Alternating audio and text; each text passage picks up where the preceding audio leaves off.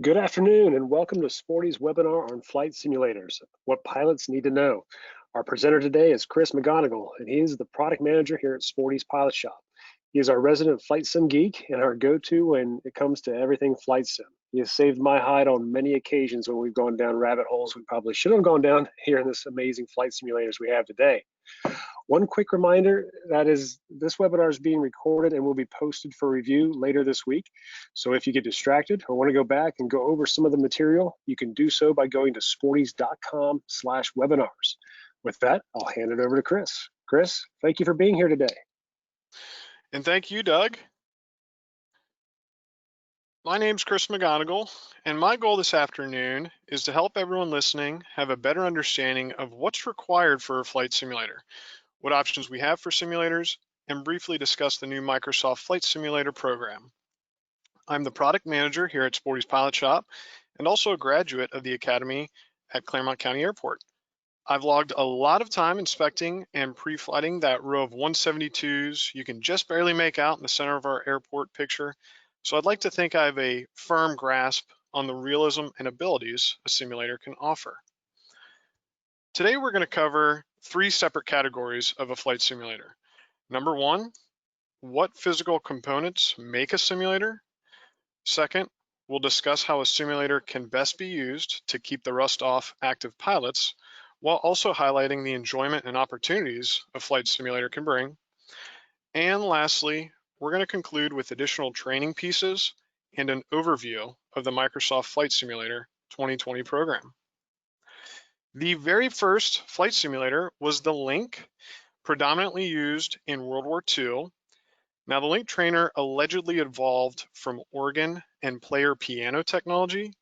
It was said that the most pilots found the Link more difficult to fly than the airplane itself and would have preferred flying a combat mission instead of a session in the Link trainer. In the almost 80 years since World War II, flight simulator training devices have evolved exponentially and now offer adequate training options for the average customer. Now, for those of you with the most keen of aviation eyes, you'll most likely recognize that this is a cockpit of an Avro Vulcan B2. Or is it? This is actually a home-built flight simulator designed and constructed by one of our customers. Now, today's webinar, we're not going to cover how to design and build something this state-of-the-art, but we are going to cover what minimum hardware is required to build an effective flight simulator. So let's dive into what is needed for a flight simulator. The first part is a computer with a monitor to run software. Next, we need the software itself. And lastly, we'll need flight control hardware to give the system inputs. So let's discuss what is needed. And let's say we start off fresh and we're purchasing a computer solely for a simulator. In that case, the recommended specifications are a 64-bit processor and operating system, Windows 7, 8.1, or 10. Mac OS X 10.11 or newer is highly advised. We'd want to have 3.5 gigahertz or faster processor, 16 gigabytes of RAM memory, a video card with at least 4 gigs of VRAM or video RAM, internet connection, and lastly, a 64 gigabytes of available storage space. Now, comparable models from the big box stores hit all these requirements and start around $250, but keep in mind that these are the bare minimums if you want to design a computer for flight sim. Think of these pieces as the organs of the system. Now, in partnership with another Cincinnati-based company, Sporty's is proud to offer two flight simulator-focused PCs that are both more than compatible with today's flight simulator software. The standard flight simulator on our left starts off with an Intel i5 6-core processor, an NVIDIA GTX 1650 4 gigabyte video RAM graphics card, 16 gigabytes of RAM, 240 gigabytes solid state hard drive. And solid state means no disks spinning internally, which significantly reduces heat production and invariably lengthens life of the product. A 600 watt power supply, dual band Wi-Fi card to allow streaming options, a wired keyboard and mouse, and a 27-inch monitor screen with 2560 by 1440 resolution. Now on the right, we have the Deluxe Flight Simulator computer.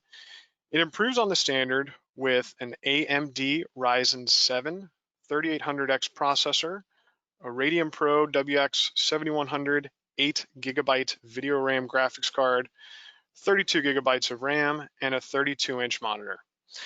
Now, if those numbers or descriptions flew right over your head, like they initially did mine, I'm going to briefly cover those in a few slides, so just hold tight. We also do have a great article on sportys.com/blog titled Microsoft Flight Simulator 2020, What Pilots Need to Know, where we get into the weeds of what those components actually do and why they're important. The way I like to explain the difference in the standard flight sim computer and the upgrade is if you want to run, let's say, the new Microsoft Flight Simulator program at standard settings, the standard flight sim computer will do that perfectly. If you want to go ahead and run it at the high settings possible, very high frames per second, and really throw in active weather or other traffic, the Deluxe Flight Sim might be the right one for you. These price out at $1,695 for the standard and $2,795 for the Deluxe. Now, as of today, there are 3 prominent flight simulator software programs available. And as we cover these different software options, I'd like to use the analogy that software is the brains of the system. First up is X-Plane 11. Its initial pros: there's a free X-Plane 11 demo online, so you can try before you buy and see if it's right for you. Another pro is that X-Plane 11 supports ForeFlight without an add-on. And what that means is if you're on the same Wi-Fi and edit a couple simple settings, your aircraft's location and performance in the simulator will be reflected on the ForeFlight application. Again, there's an article on Sporty's iPad Pilot News published on April 9th, which covers this feature in more detail, and will also focus on ForeFlight as a simulator add-on towards the end of this webinar. Within the last year, half of my simulated flight has been through X-Plane due to their continued upgrades and improvements. X-Plane also has a mobile application, but I would not qualify it as a training method. Prepared version 5 was released mid-April of this year. The developer, Lockheed Martin, describes its platform as a, quote, proven simulation framework application that immerses the user in a rich and interactive environment, end quote. Software is well supported and fans are very vocal with their praise. Couple cons are it's difficult to purchase and is more structured towards training with a syllabus rather than open world ability. Prepared is not compatible with Macintosh operating systems, and it's the most expensive program by a factor of almost 3. But for someone who is committed to learning from a simulator, it is a serious contender. Now, Microsoft released its 10th edition of the Flight Simulator program on October 13th of 2006. There have been multiple updates to bring new aircraft and systems up to speed with its competitors, but the foundation was laid almost 14 years ago. Some pros associated with Microsoft Flight Simulator are a large batch of included aircraft when you purchase this system, 30 craft ranging from commercial airliners to single-engine airplanes and helicopters. Cons: graphics and authenticity of use lag the other systems. Another speed bump that may apply in certain scenarios is that MFSX will only work on Macintosh systems if they have an Intel processor. The largest con of this system is that it's no longer serviceable, so if you have a problem or a question, you are left to the online forums for assistance. And the elephant in the room is that it's been eclipsed by the latest version of Microsoft Flight Simulator 2020. Unless you have been living under a rock for the previous 5 months, then you've undoubtedly caught wind of the new system. Version 1 went live on the consumer market on August 18th of this year, and in the 3 months since, there's been an avalanche of interest. You may notice that it's difficult to find flight simulator yokes along with other hardware components online these days. and I attribute much of that reason to this program right here. MFS 2020 runs on PC, and rumor indicates it will be compatible with Xbox within Q1 of next year. This program has unparalleled potential when considering all the features that have been incorporated to create a comprehensive flight simulator. Now, for such a powerful system, the drawback is we will need qualified computing power to provide the high performance digital world that this program was designed to provide. With that being said, I'd be remiss if I didn't at least cover what Microsoft has outlined as their recommended computer specifications. As indicated earlier, I'll briefly explain what each row means, and we'll start off with the minimum operating system version. This is self-explanatory. The program will only run on Windows 10 at the time being.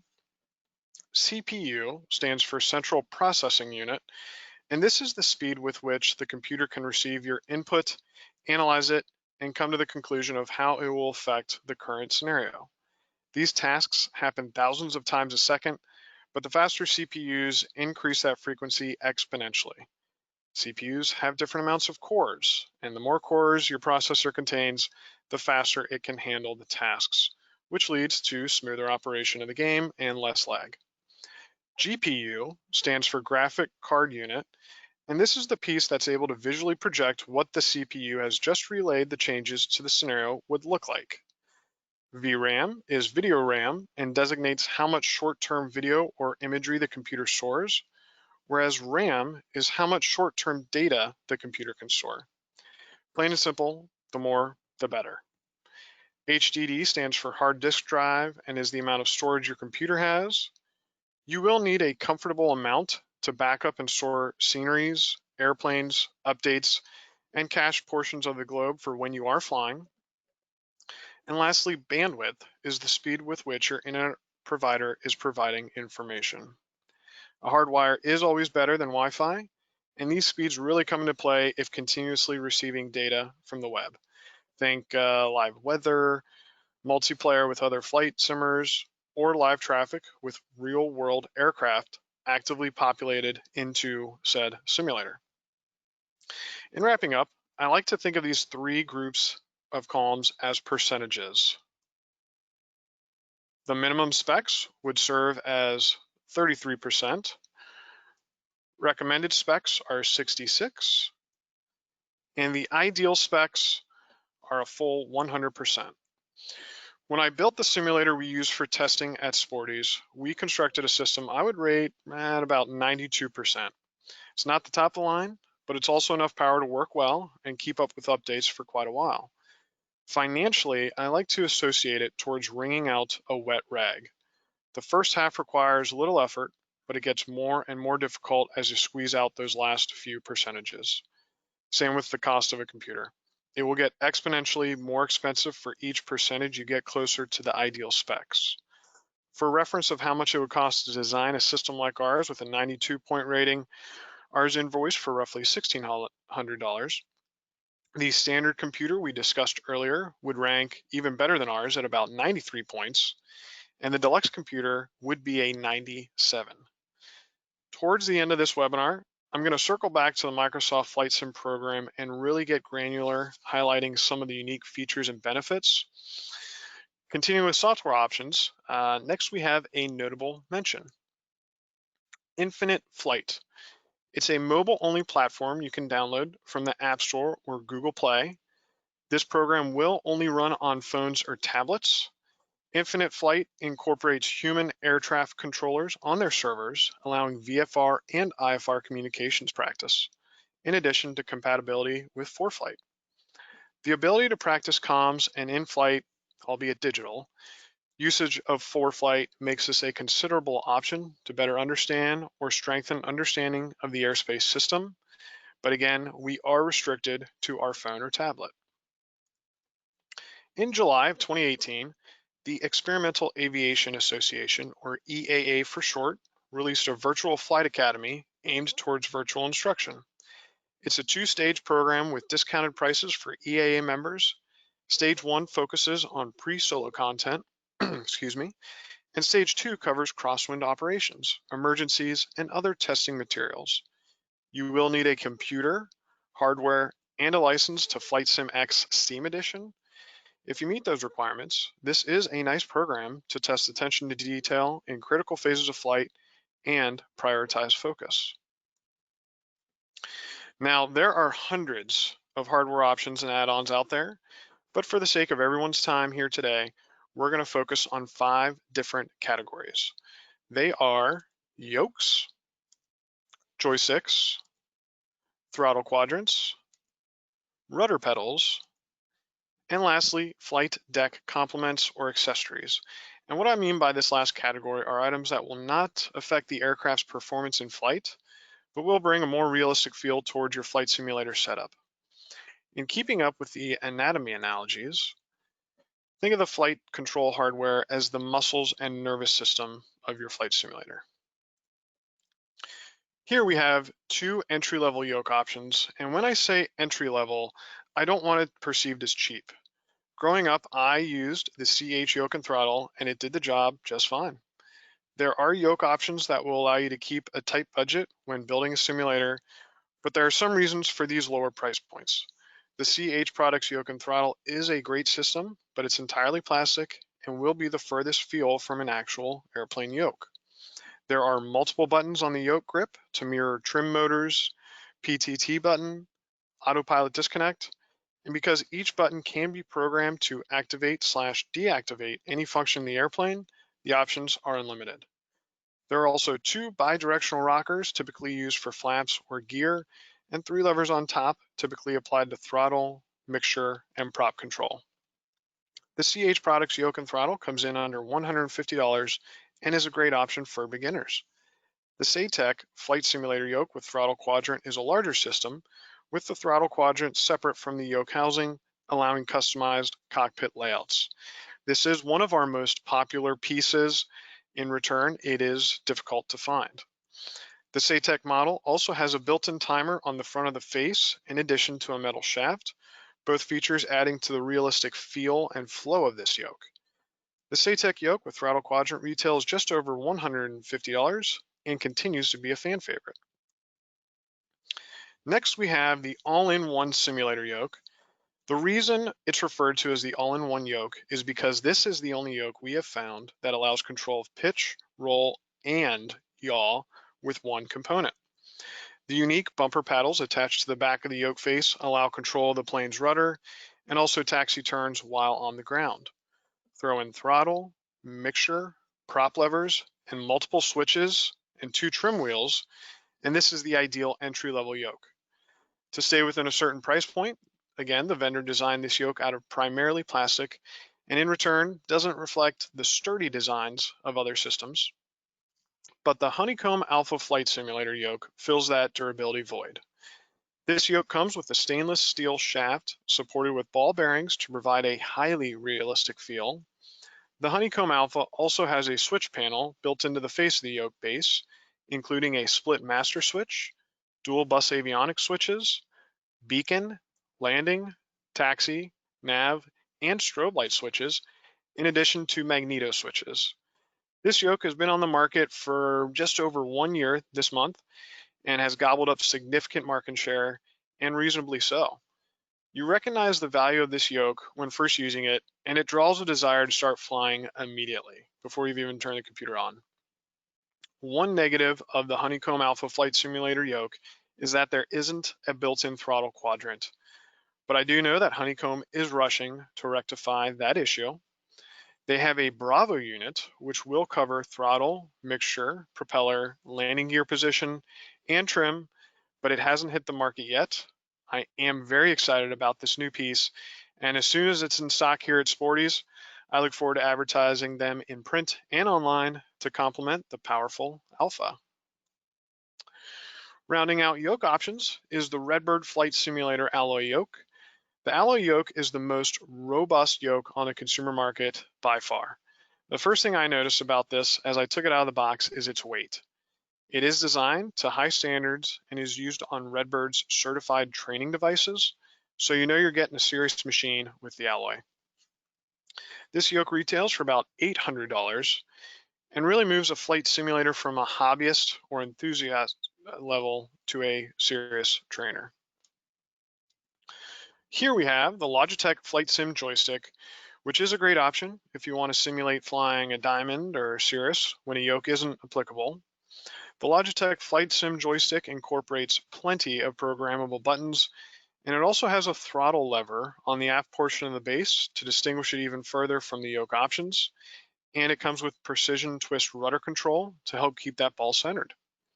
This joystick comes in under $50 and is a great option to control pitch, roll, and yaw for your simulator. One of the most popular names in the consumer flight simulator world is Thrustmaster. And one of the best valued flight sim pieces is the HOTAS 1 flight stick. The right base, featuring a variable tension stick, is a quality piece to control pitch, roll, and yaw. The left portion of the system, containing the large throttle lever, is able to be disconnected from the stick, allowing additional cockpit configuration options. The HOTAS 1 is also compatible with Xbox, allowing synergy when the new Microsoft Flight Simulator comes out for that platform. Again, we're thinking early to mid next year.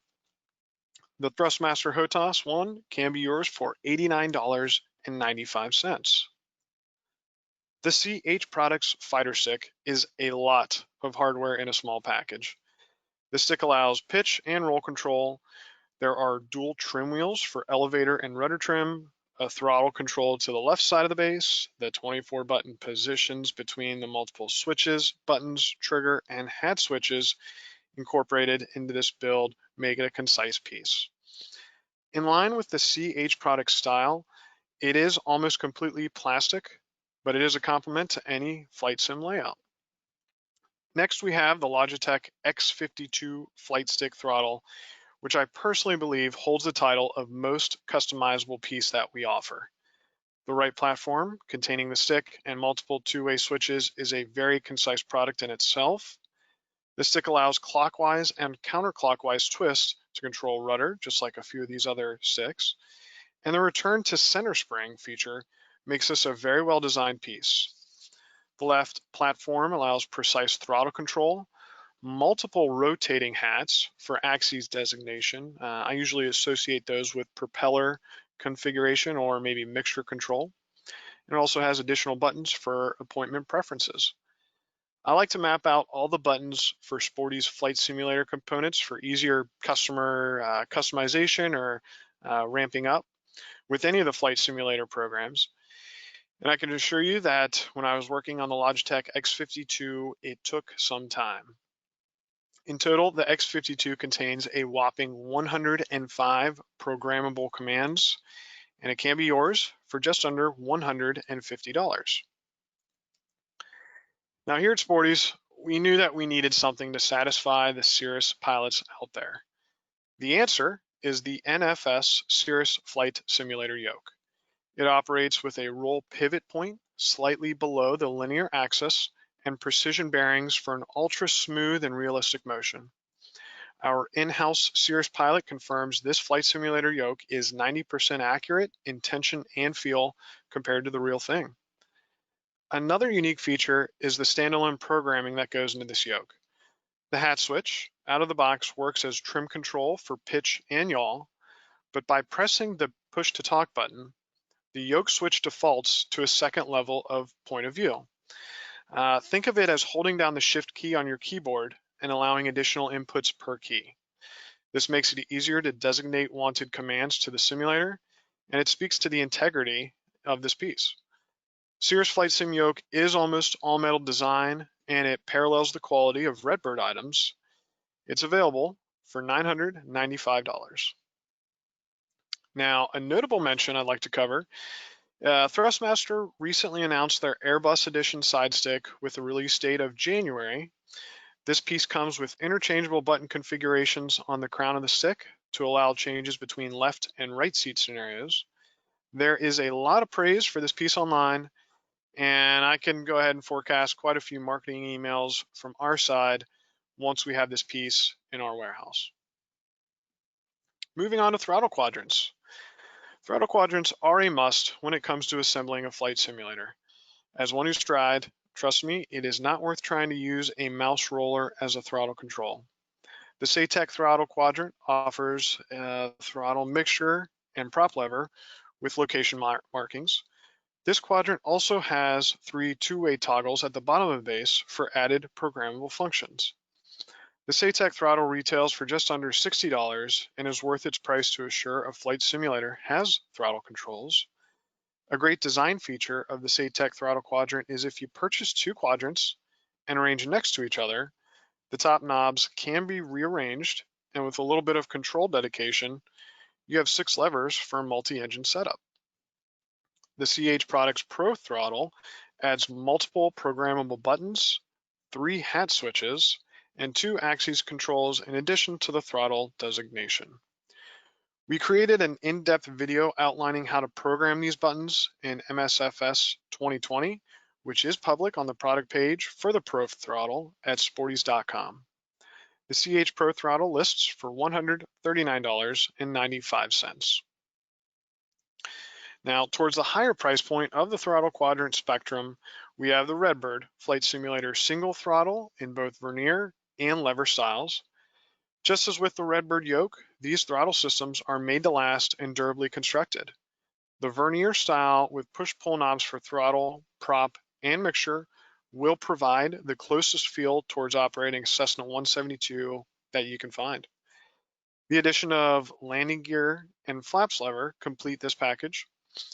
If you prefer the system of an Archer or Bonanza, then the lever style is ideal. Both single throttle options retail for $569, but if you're looking for some multi-engine throttle options, we have the CH Products multi-engine throttle quadrant and the popular Redbird Flight Simulator twin throttle.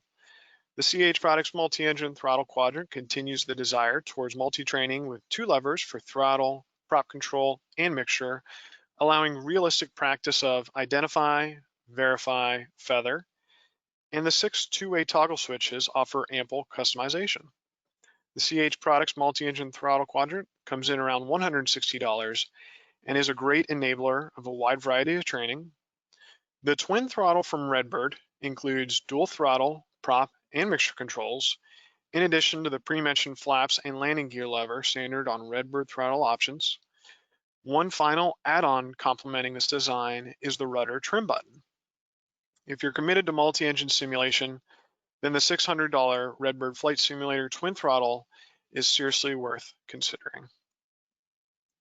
Now, rudder pedals, I consider, are the most overlooked addition when it comes to constructing a flight simulator, but they are required to complete said system. They'll undoubtedly reduce stress when it comes to holding centerline on a taxiway or practicing 0-0 takeoffs. They are a required feature to keep muscle memory and flight control flows as realistic as possible, in addition to coordinated flight. The CH product rudder pedal is the base of options available and will keep your budget on course, retailing for $129.95. And next up is the Seitek rudder pedals, adding the ability of customizing the size of the footwells along with an adjustable tension dial. The Seitek model offers fluid motion and differential braking, all for just under $170. And there's that name again, Thrustmaster. They offer 2 pedal options, each with unique features. The first option are the Thrustmaster flight rudder pedals with self-centering rudder axes, allowing a lifelike feel and travel. The heel rest at the base of each pedal keeps feet in their desired location throughout flight, or you can go ahead and remove those heel rests and control the rudder using the ball of your feet with the heel on the floor. So really customizable piece. The Thrustmaster pendular rudder, or TPR for short, pedals are a robust design unlike any other flight sim pedals. A unique sensor system creates an ultra-precise and fluid flow while also incorporating magnets to produce a frictionless travel feel. These pedals offer multiple points of customization to accommodate the user's preference, and the all-metal construction, tipping the scale at 15 pounds, makes sure that these pedals will stand the test of time. The flight rudder pedals retail for $139.99, and the TPR pedals go out the door for $569.99.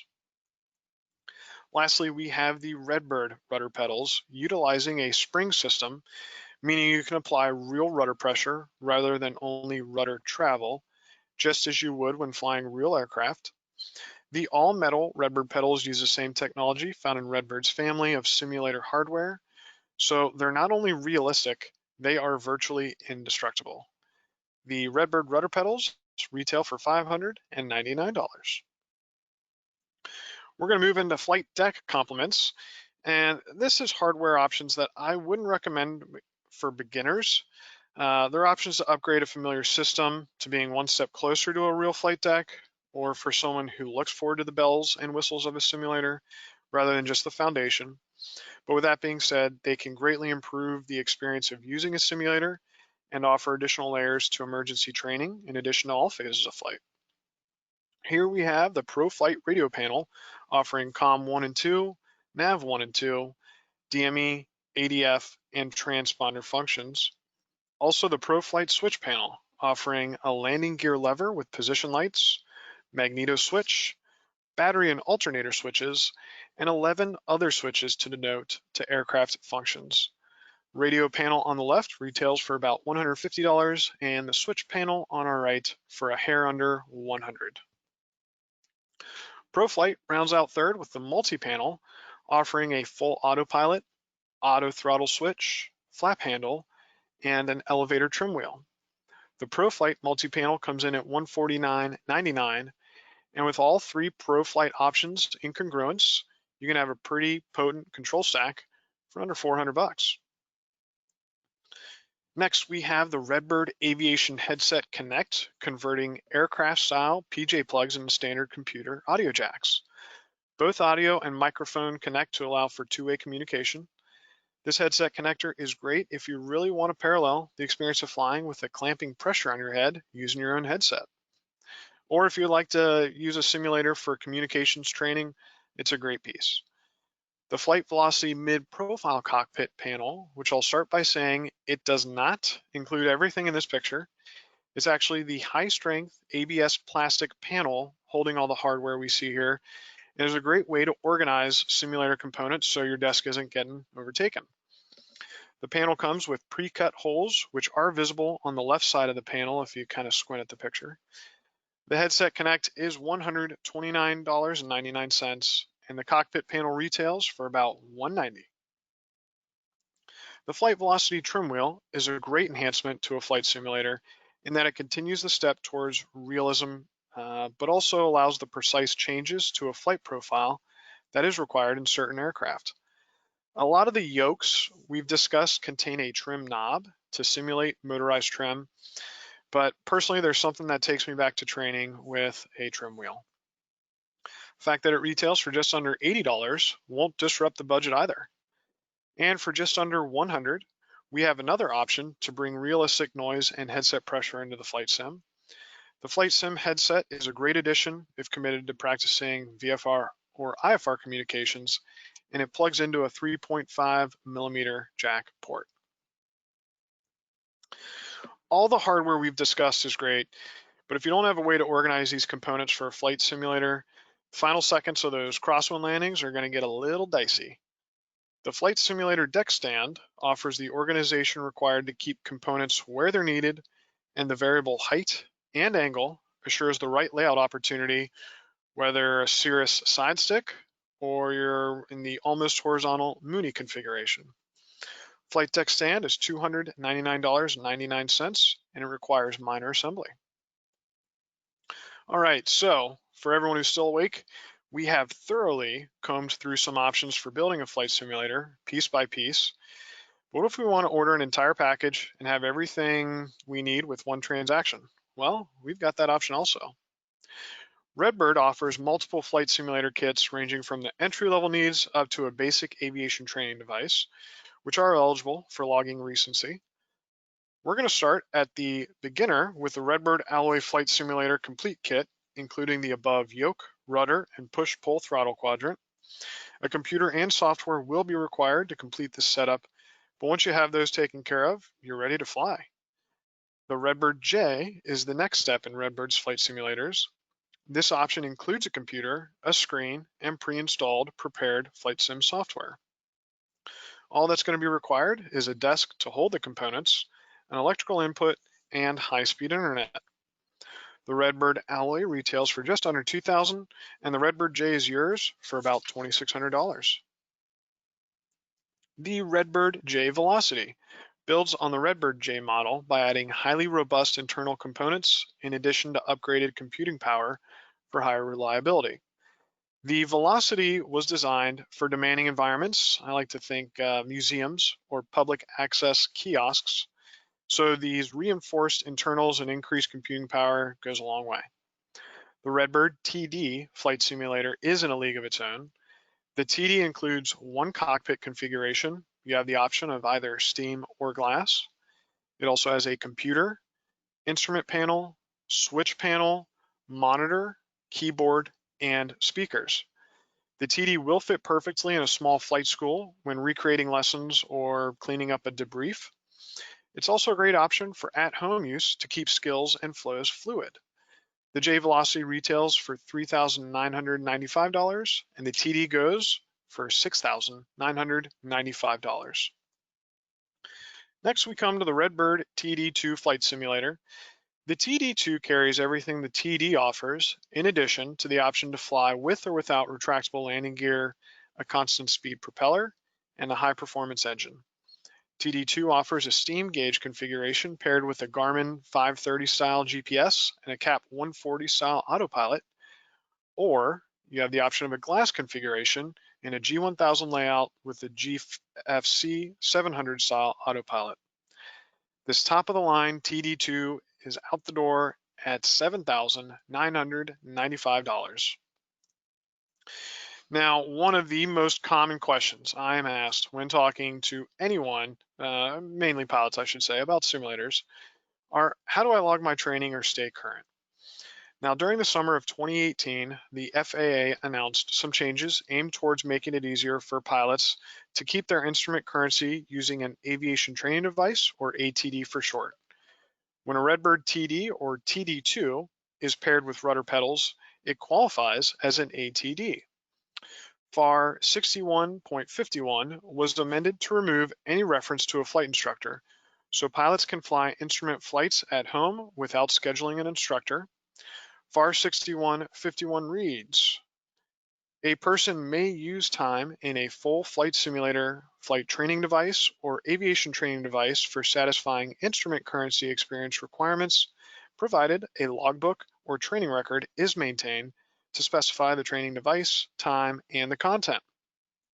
In addition, FAR 61.57 was also amended to allow a flight simulator, flight training device, or aviation training device to be used for maintaining instrument experience, which covers the familiar 6 approaches. 61.57 reads, provided the device represents the category of aircraft for the instrument rating privileges to be maintained, and the pilot performs the tasks and iterations in simulated instrument conditions, a person may complete the instrument experience in any combination of an aircraft, full flight simulator, flight training device, or aviation training device, ATD as we have at the top.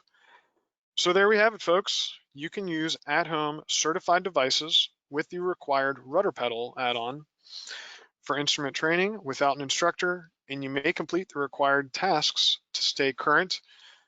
And I think in times like today, these carry a lot of value. Okay, so now that we've covered the body of a flight simulator, let's focus on what we can actually do with said system. Now, I believe it's important to cover 2 quick points before I'm going to dive into simulator abilities and how you can really get the most out of them. If you're serious about using the simulator as a tool to stay current or fluid in procedures of flying an airplane, I ask that don't cut corners and operate the plane just like you would in the real world. Begin the session on the ramp with engines off. Run your checklists and start the engine. Go ahead and test your brakes. Perform a run-up. Talk on the radio. Do a radio comm check. The more we add to our simulated flying world that brings us closer to real-life tendencies, the more effective this system will be at keeping you sharp. No matter how much money you throw into a simulator, you will not attain real-world quality flying. It's plain and simple. You'll never fly by the seat of your pants in a simulator. You're never going to smell a change in the cabin to indicate an engine issue. You won't understand the appreciation for going full power and feeling cold airflow on your face during hot summer days. We must observe the simulator as a way to strengthen a muscle, not learn an exercise. And with that being said, a simulator can be a great tool towards staying proficient and up to date on current systems while also keeping the rust off. There are 4 categories we're going to discuss when it comes to scenarios for a simulator. Number 1 will be VFR maneuvers, followed by IFR maneuvers. Third, we have emergencies. And lastly, we've got some fun flying. Now, just as I recommended preparing for takeoffs as you would in the plane, I also recommend clearing turns before practicing maneuvers. I know there's some pilots out there scoffing, but to stay true to realism and to make sure once you get back up in the air, there aren't any bad tendencies learned, it's good to go ahead and factor that in. When it comes to maneuvers, I like to mention a few that would make you sweat a little bit if it was real life. We have that ability to practice/simulate the more demanding maneuvers in a safe environment. Starting with power on stalls, these used to guarantee I would have a sweaty shirt during our debrief, but as time went on, they became actually fun. With a simulator teetering on the edge of a stall, don't be afraid to see what happens when you kick the rudder full deflection in a power on stall. But only start tweaking that maneuver once you've mastered it. Crosswind approach and landing. This can be a great maneuver aimed towards input versus reaction and really seeing what some strong crosswinds can do. Go ahead and take the wind up to your plane's maximum tested level and see just how hard it is to land that airplane in those conditions. Rejected takeoff. The rejected takeoff may seem like a waste of time, but it is a good skill to practice, and you can even try aborting the takeoff at continuously later stages of the takeoff roll. VFR into IFR. This maneuver is meant to give the VFR pilot a taste of what instrument flying is like. Nonetheless, it's a good maneuver to practice in a simulator by flying into a wall of overcast clouds and slowly flying a 180-degree turn while maintaining altitude and airspeed. Mountain flying with a required chandelle. The chandelle, which means candle in French, is believed to have originated in dogfighting, and it allowed the pilot to reverse direction in a minimum radius climbing turn. Personally, this was my favorite maneuver throughout my training, and my request to fly one on my check ride somewhat took the examiner by surprise. Although you can't find any dogfights in a 172, you can apply this maneuver to mountain flying. If you find yourself in a crevice and realize the walls are closing in around you, this is the advised maneuver to turn back the way you came in the smallest lateral footprint. Try simulating one in the Smoky Mountains and see how your plane reacts. Takeoff and landings at a very high density altitude airport.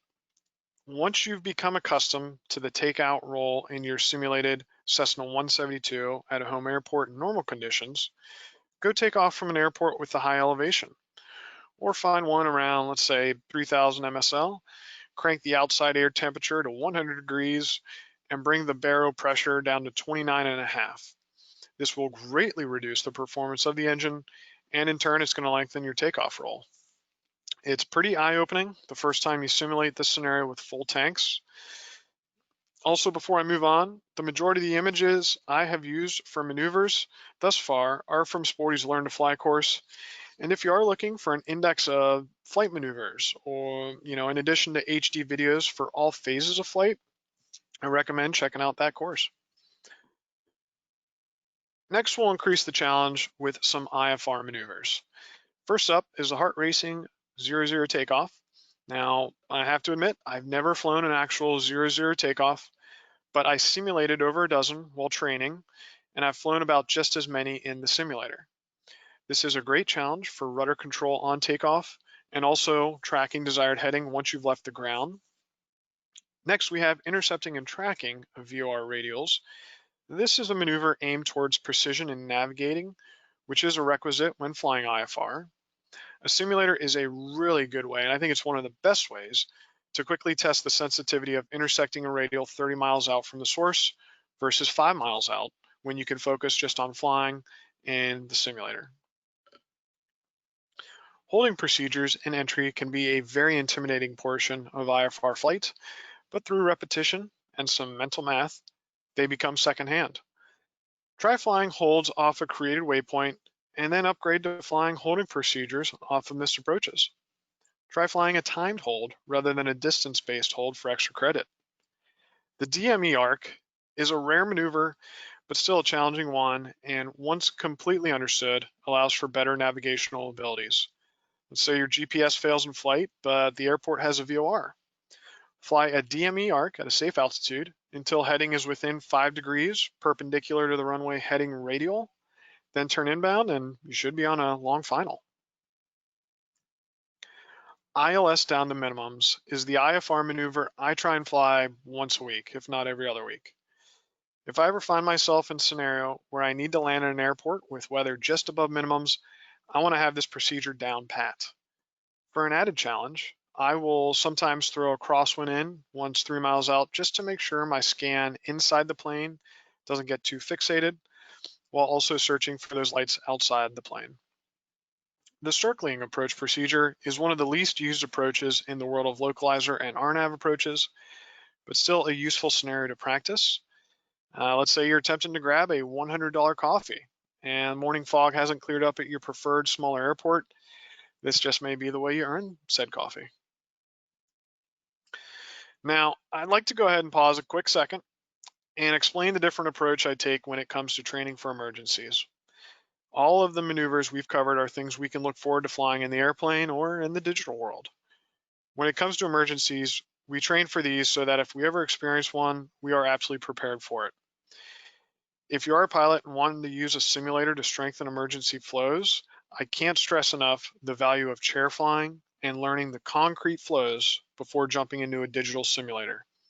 Once you know all the required steps to attempt a restart and then secure the engine, if you ever see this sight picture, then you're prepared to simulate the emergency and how different inputs yield different results in this critical phase of flight. Okay, in-house counsel is happy. Now that the disclaimer is taken care of, let's discuss a few of my favorite emergencies to simulate. The emergency approach and landing is the most probable emergency we will see as aviators. Whether from fuel starvation or engine failure, it's good to know the best glide of your airplane and find out the range and approach that works for your bird. Just as we can practice an emergency approach and landing in real training, we should save the engine failure during climb out maneuver for the simulator. What to do in this scenario should be covered in every departure briefing, but here we are actually able to test what would happen to the airplane and what our sight picture would be. Try neutralizing the engine at say 200 feet above ground level, then 400, then 600, then 800. Let's try killing the engine at pattern altitude and see if you have the maneuverability to make the 180-degree turn back to the runway. Now let's run that same cycle and throw in a 12-knot direct crosswind into the mix. This is an absolutely great maneuver to practice on the simulator. Electrical failure at night is an extreme nuisance, and they test our ability to aviate, navigate, and communicate. Simulate shutting off the electrical system over a busy area like Manhattan, then try the same emergency over rural Oklahoma. Ground lighting will affect ability to fly the plane noticeably, and it's a better lesson to learn in a simulator than in the real world. Emergency descents are a very fun maneuver in real life and in the flight simulator. They simulate if we have an emergency with the passenger and need to land at an airport beneath us while in cruise. It is a great test of airspeed control and creates a sight picture that is very rare in flying.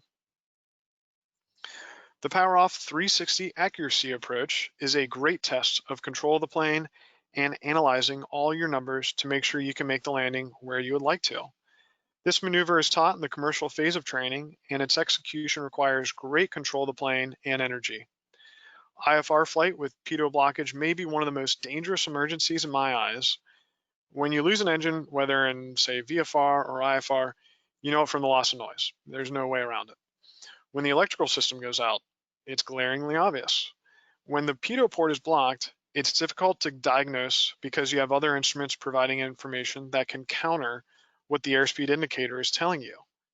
I've actually spoken to a few pilots who've experienced this condition, and while they were appreciative of their training, they are glad that the numbers say they'll never experience that again. Okay, so now that we've covered emergencies, let's discuss one of the main reasons people buy a flight simulator, and that's fun flying. A simulator offers the joy of partaking in a flight we otherwise wouldn't have the logistical, financial, or even maybe the legal ability to fly. The simulator opens that door to us.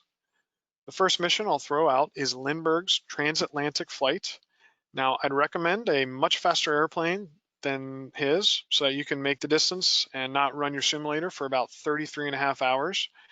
But if you want to designate a weekend to it, so be it. A real-world scenario that I hope to eventually fly is tracing the Alaskan coastline in a Cub. Now, sure, you can fly around in a 210, or let's say something that drinks avgas a lot faster, but to take in the view around the same speed you would on the highway, but from, say, 1,000 feet, there's something relaxing about that, at least in my mind. We can go ahead and follow in Cal Rogers' footsteps by retracing the 4,000-mile transcontinental flight.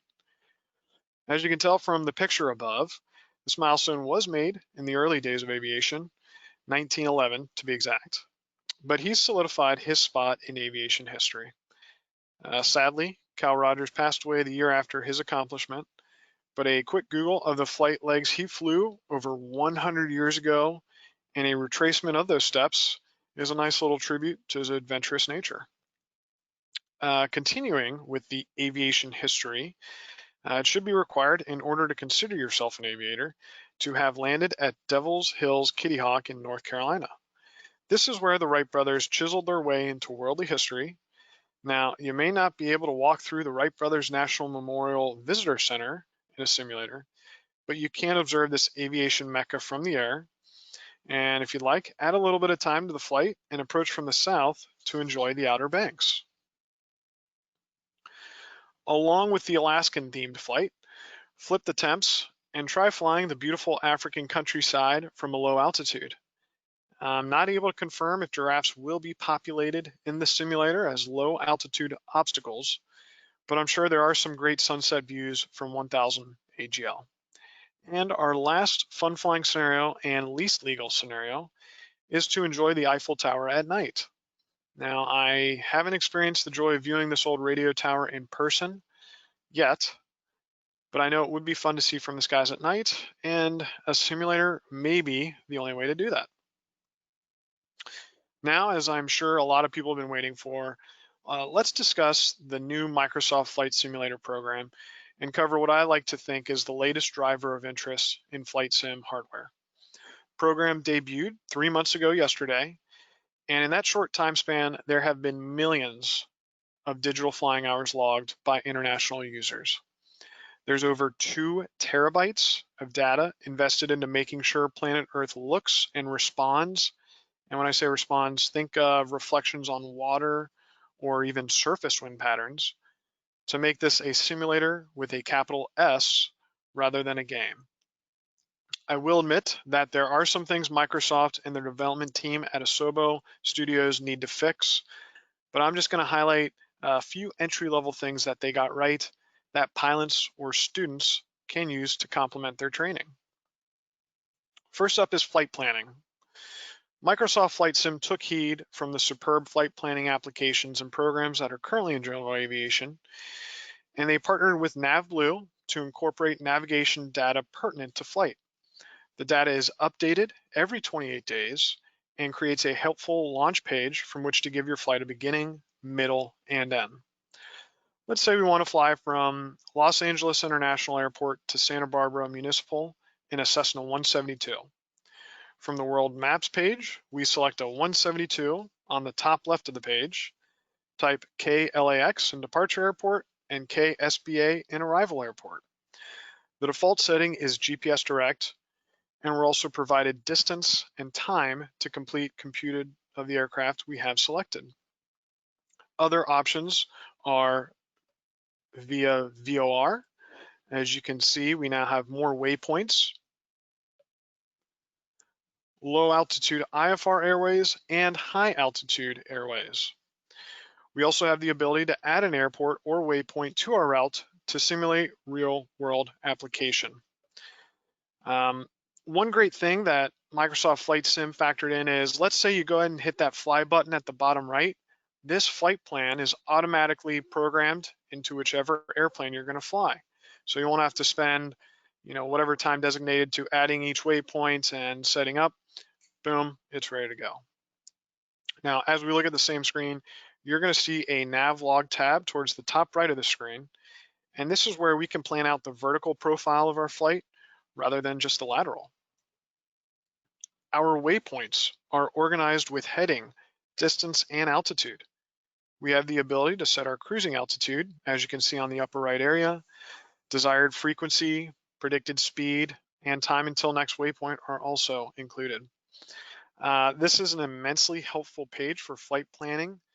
As a student and as a visual learner, it looks eerily similar to some of the VFR flight plan forms I constructed early on in my training.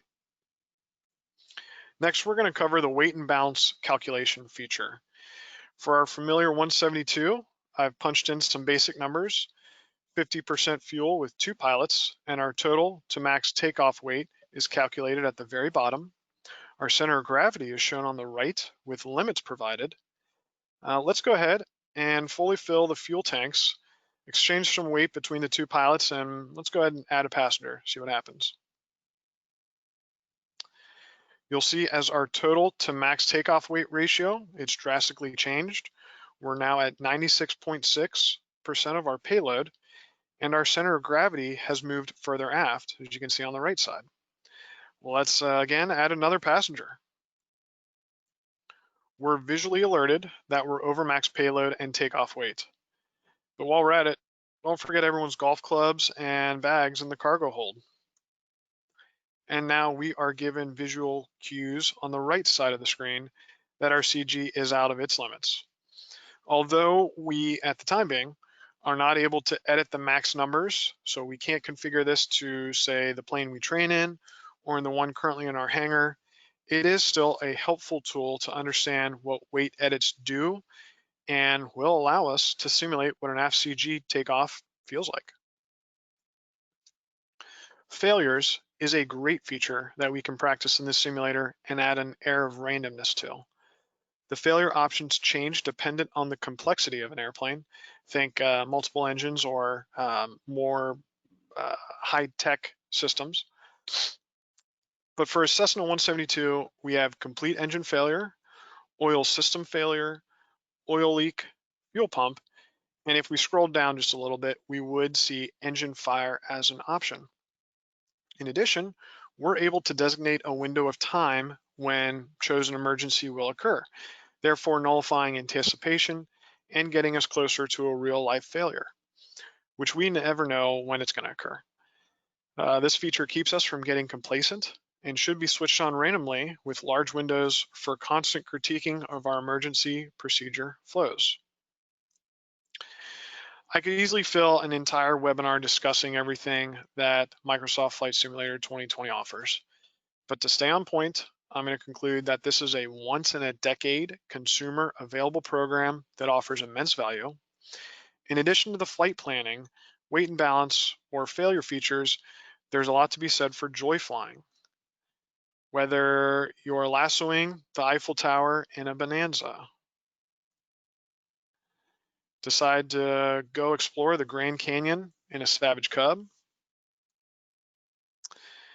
getting a nice aerial view of the Hoover Dam in a DA-62, chalk that up to flight you can't make in real life. Let's say for the guys who like to go on the water, floating around the Sydney Opera House in the Icon A5, or for the high altitude junkies, exploring the Alps in a TBM 930. It is extremely easy to lose track of time with this simulator, as I am continuously guilty of. Many pilots in Sporty's office grew up with earlier renditions of this program, and I like to think that this new version will charge a new batch of interested aviators who hopefully take that next step with an introductory flight, leading to a first solo, and eventually additional certifications and ratings to follow. Finally, we're going to cover a couple flight simulator complements that would fall into the software category, but aren't required for a flight simulator. We'll start with VATSIM, which stands for Virtual Air Traffic Simulation Network. This is a network you can join with your flight simulator and fly around the world with other sim enthusiasts, communicating with live controllers, tower operators, and other airplanes. Every plane you see in that screenshot above on the left is a flight simmer flying around the continental US. This is a great way to keep radio skills proficient and yield the most from your flight sim experience. The platform is completely free and boasts over 79,000 members. Pilot Edge is somewhat similar to VATSIM in network design, but the main noticeable difference is that the controllers are real-world air traffic controllers. This brings a high level of professionalism and realism to Pilot Edge. Therefore, subscriptions start at $19.95 monthly, but allow savings through annual subscription. Both of these are very valuable training tools for an extremely important and perishable skill required in the airplane. Plus, I feel that they are great at taking away the intimidation of talking over the radios. And ForeFlight. ForeFlight is a phenomenal system to pair with any flight simulator. The ability to track a flight's location, performance, and even add AHRS is absolutely great. I rarely simulate flights anymore without running ForeFlight in concert, and their track log feature allows analysis of the flight, which is beneficial to clean up problematic areas and improvability in the airplane. It is an ideal way to review maneuvers and emergency performance. On the left screen, you'll see a little bit before the 9 a.m. mark, I simulated an engine out scenario about 7 miles from Wilmington at 3,500 MSL.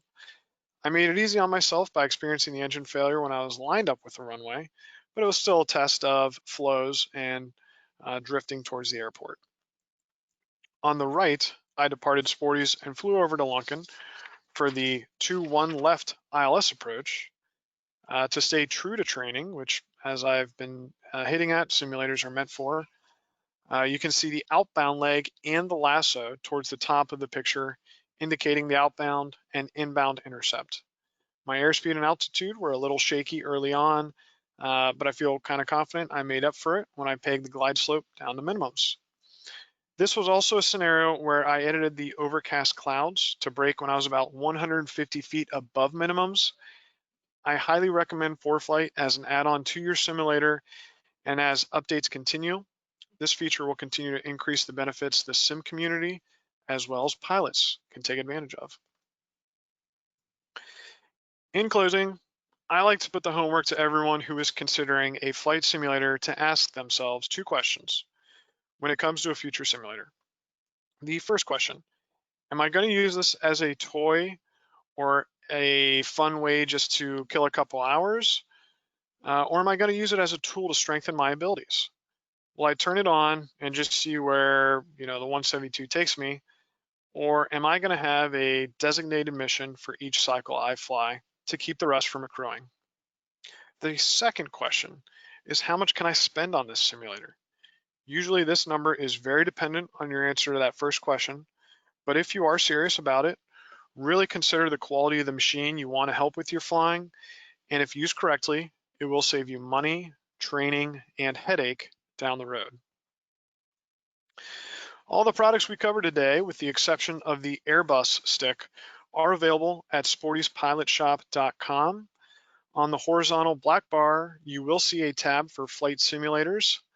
Highlighting that tab will categorize all flight simulator products available. A significant number of the digital images I used today for maneuvers and emergencies are from our Learn to Fly course. And if you're looking to learn why a plane reacts the way it does, maybe review some maneuvers, or study for a written test, I recommend browsing that product. If you would like additional advice or assistance in planning out a flight simulator, please send me an email at flightsim@sporties.com or call our customer service at the number listed. And that concludes my presentation. I believe Doug may have a question or two for me. First off, Chris, thank you very much for all that information. I learn something every time we do this, and no exception today. All great stuff there. We do have a couple questions from the audience. One of the reoccurring questions today is, what's in stock if I order today? I know we have a massive shortage of some things because of Flight Sim 2020. What do you have in stock right now if I need something today? Absolutely. So, that has been a big time consumer of my day-to-day, is making sure we can get products and, keep the tracking accurate. As I was running the numbers this morning, what we have in stock are the Seitek rudder pedals, but they are very low. We also have the CH product rudders. We have the CH regular yoke, and then that all-in-one yoke I discussed, both ample inventory.